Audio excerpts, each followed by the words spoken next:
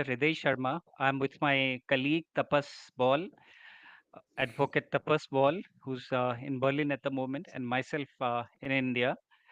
I think a lot of media coverage is happening at the moment regarding the ceasefire that has just recently happened between India and Pakistan. And today we are going to talk a bit more in details about that particular incident.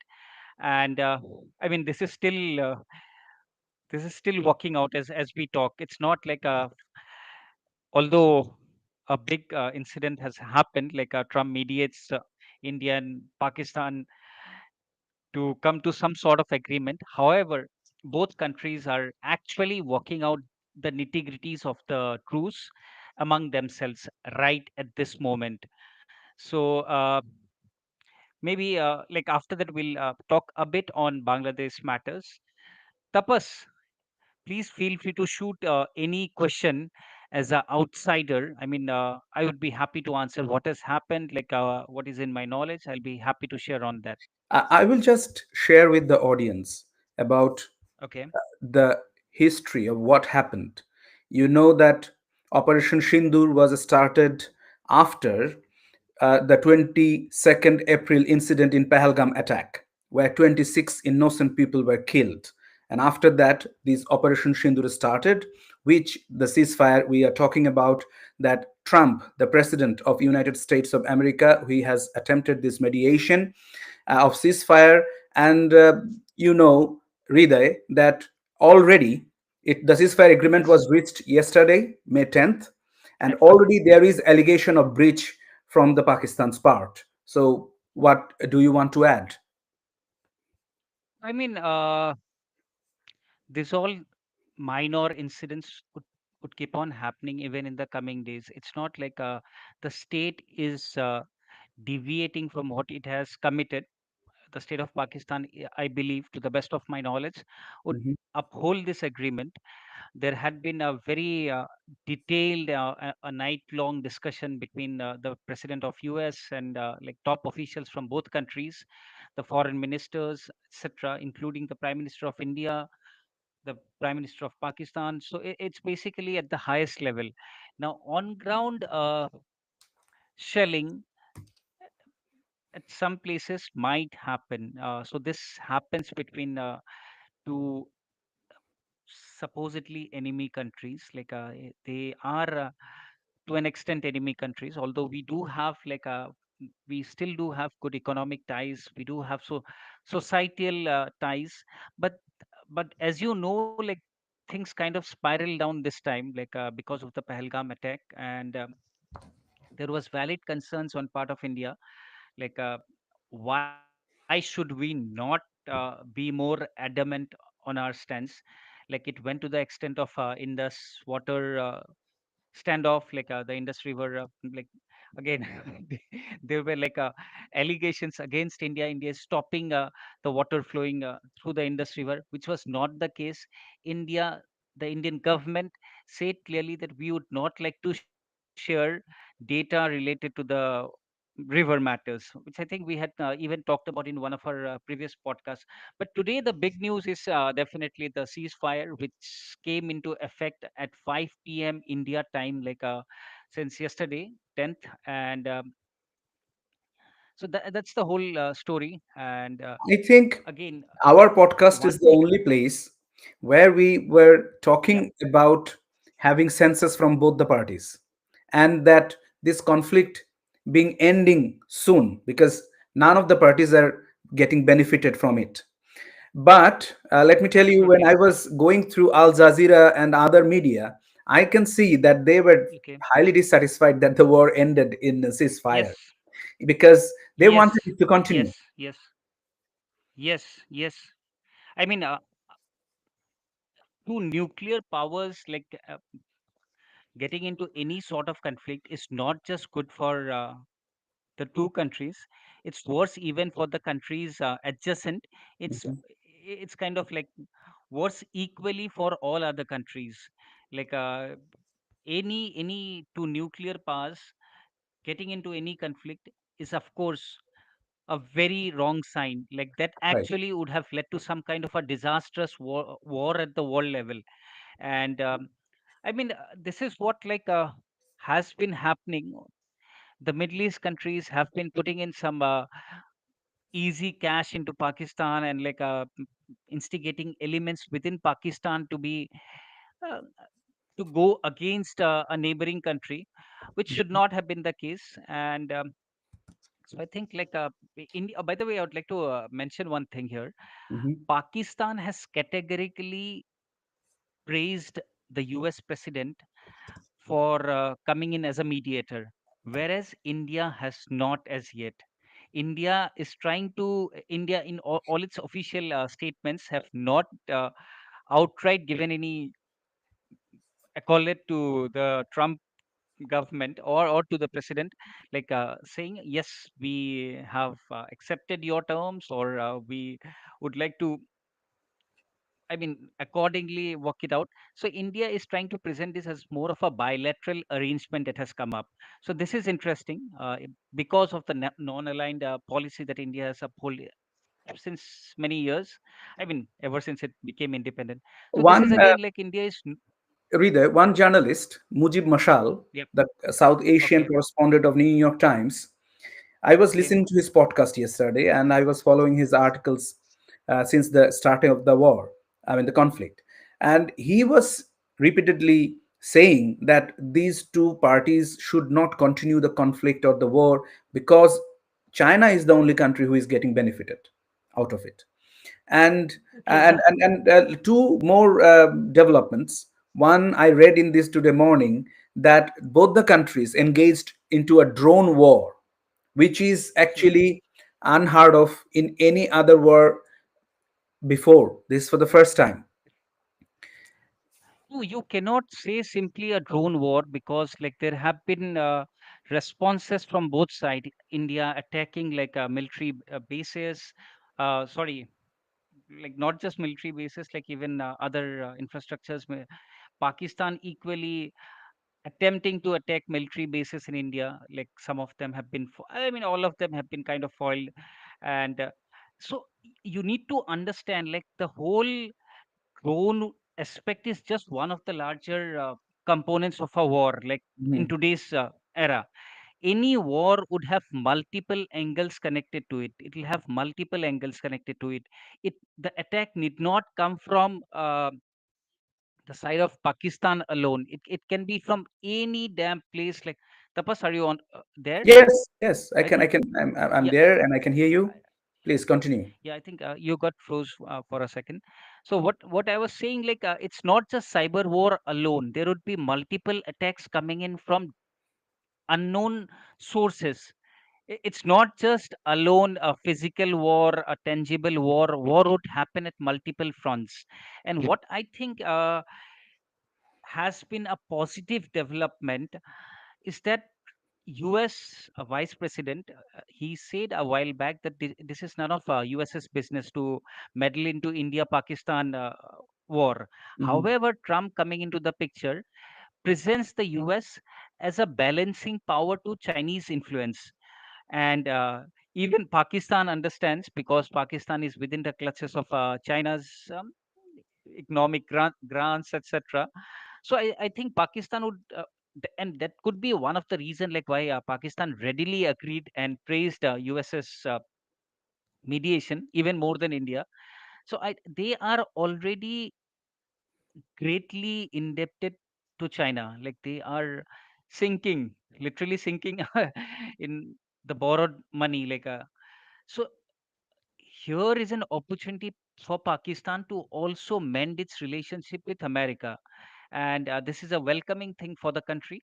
And I think there would be some bargaining from both sides. There will be bargaining from both sides, India and Pakistan. There could be small, uh, there could be small gunfiring happening, shelling happening, but overall the peace is going to But last. Like a tell me one peace at thing. the, When you yeah. said that Trump or USA being the balancing power, do you think it is a Yes. healthy it is a healthy practice for No. international politics? And number No. one, and number two, whether this kind of mediation is actually permitted under international law? What do you think? It is not permitted under international law. to the best of my knowledge. However, in international politics, it is like we both are lawyers, so we understand like such kind of a there is no established rule or law or even norm which says a great power should come as a mediator. However, in international politics, this is seen a great power or a superpower kind of intervenes. And when it comes to India, Pakistan, they are like nuclear powers. You need to understand, like the audience needs to understand the gravity of nuclear powers. So I think the overall like it intervention of the US president, I think, is healthy. Otherwise, things could have escalated to some higher degree. So I think overall, it's been a good relief and Okay. respite, not for the both countries, but for the Yeah. world at large. I think we'll have more to talk about this ahead, but now, uh, Tapas, like in short, like you'll have to talk about the happenings in Bangladesh, and then we Yes, see. before going into Bangladesh, just one thing I will add on this topic is that from South Asia Democratic Forum, we are writing a newsletter on this conflict. So many of these Okay, issues will be addressed there. So please okay, read that newsletter when we circulate that. That is my request to the audience. Now, regarding Bangladesh, I'll get back to Bangladesh. Is that yesterday in Bangladesh, the current interim government, they have banned Awami League from politics. Now, to many people, it may seem like a welcoming gesture from the interim government, but let me tell the audience that the present government has violated the international law on so many aspects. For example, UDHR and ICCPR has clear mandate on freedom of association and freedom of expression.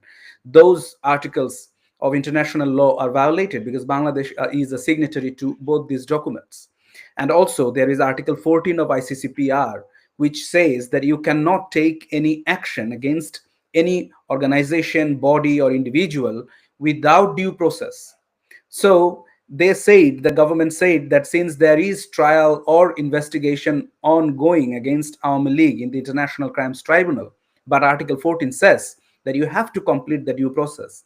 And the due process absolutely, means that the other party have a chance to be heard, to present their case, which is not the situation in Bangladesh, given the mobocracy, given the total biased stand of law enforcing agencies and lawless situation in Bangladesh. So, in this situation, when you are giving or making this kind of decision, it raises a lot of questions and eyebrows all over the world. Please, Hriday.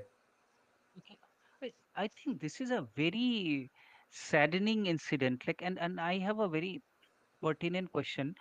Why is the interim government, which does not have the public mandate, taking such strong decisions? Now, you need to, I mean, the audience needs to understand there is an interim government working in Bangladesh at the Yeah. moment that is not democratically elected.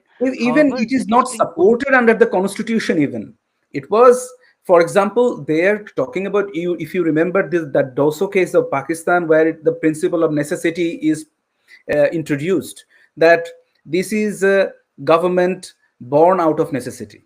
That's the only logic they have. And then at the point of gun, the chief justice, the former chief justice, gave this legal decision or interpretation that yes, this government is acceptable. However, according to the constitution, they do not have power. Even if they have power, they do not have the power to take up this kind of executive decisions, because they don't have the public mandate. The public mandate has to be is to the national parliament, and after election Absolutely, to an election body. absolutely. So again, without election, now the question is, why did they do it? Probably there are two things. I have one thing I'm sure, that they have to declare an election very soon, and the in the ground level, the support for Awami League is still there. So if Awami League is permitted to join this election, then there is every possibility that Awami League will come back into the power. That is the fear they have. And number two, that We were talking about the corridor. You remember last week, Yes, the yes, for the yes. Rohingyas and everything. We think that that corridor is still going to happen because we are seeing Okay, some sort of, you know, military intervention, a U.S. military intervention in Cox's Bazar area. We are, I mean, on the social media, there is no proof or any statement in the national media, but on the social media there is a claim that the corridor is still going on, and to keep people's attention removed from that corridor to this situation, they have actually staged this drama, this, even, you know, unnecessary okay. We decision they have taken. Yes, read Okay, it. we need to cut it here. It's already Yes. 15 minutes now. But one thing, like I mean, what I as a outsider am seeing, Bangladesh is somewhat advancing what Myanmar had advanced after the fall of Suki government. So Hmm. the military Janta government comes into power, they start making decisions, then they have been in power, like practically running the show for the country for the last many years. So this interim government, I would be again the wrong person as an outsider. So unless they have support from some powerful quarters, they are incapable of doing such strong actions. Like they're incapable of performing such I strong think actions. they have support from the Islamist right wing political parties within Bangladesh, and they have support. I mean, this is all a speculation, and you will again tell me that Tapas, you are a conspiracy theorist. But people are saying that the Yunus government is getting support from the USA. So, we again we will wait. We will have to wait for a WikiLeaks to happen in the next couple of years to know that who is actually backing up Dr. Yunus. So Okay, let's let's wrap it up it'll be here. too it'll be We too are right. early to comment anything on that right now because things are still unfolding, be it at the western front of India, again, be it inside Bangladesh. So I think it will not be correct for us to comment something which is beyond our knowledge, and Absolutely. That's something why I'm saying something that we should not, we or will we do not have that source uh, to yeah. say that they got the support. But as I said, everything is speculated from social media. Okay. Okay, so anyways, audience, once again, thank you to all of you. Thank you, Tapas, and I look forward to seeing you next time with the most important topic that happens within South Asia. Thank you. Thank you. Thank you, Hriday.